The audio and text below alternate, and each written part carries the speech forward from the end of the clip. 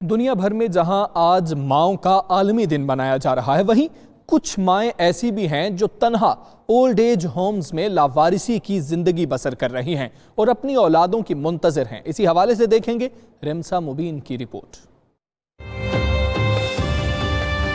माँ अल्लाह रब्बुल इज़्ज़त का अजीम तोहफा। दुनिया में माँ का कोई सानी नहीं। वालिदैन की मौजूदगी घर में बाइस रहमत होती है, लेकिन नाफरमान औलाद इन्हें बोझ तस्वुर करती है।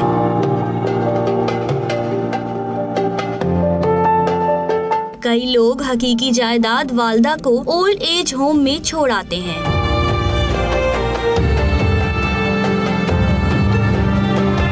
कहीं खुद गर्ज औलाद की सताई माँ पल्लू से आंसू पोंछ रही है, तो कहीं औलाद के तल्ख लहजों से नाला माँ पशेमान है। अब बड़ी बेटी से भी ये दरख्वास्त है कि तुम बेटे क्यों नहीं मुझे आखिर बात करती, मुझसे बात तो करके देखो। आखिर तुम रोज़ाना सब लोग इंग्लैंड से फ़ोन यहाँ पर आते हैं, 8वें दिन, हर 8वें दिन आते हैं यहाँ से, इंग्लैंड से, अमेरिका से, सब जगह से, लेकिन यहाँ मुझे कोई भी फ़ोन नहीं करता। क्या बात है। कई माएँ ऐसी भी हैं जो ओल्ड एज होम के पुरसुकून माहौल में खुश हैं और वापस नहीं जाना चाहती। वैसे किसी के बोझ नहीं बनना चाहती। हम बहुत मज़ा आता है, हम लोग सब यहाँ मिलकर भी बैठते हैं तो बातें करते हैं, अच्छा लगता है।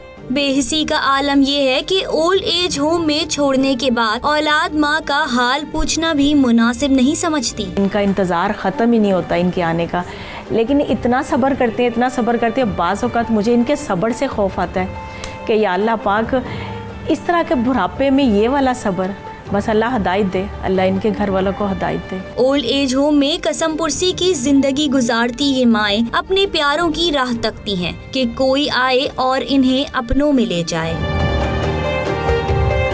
माएँ अपनी औलादों को सीने से लगा कर रखती हैं, तमाम तर मुश्किलात के बावजूद उनकी भरपूर परवरिश करती हैं, लेकिन वो तमाम औलादें मिलकर भी अपनी एक माँ की देखभाल नहीं कर सकती।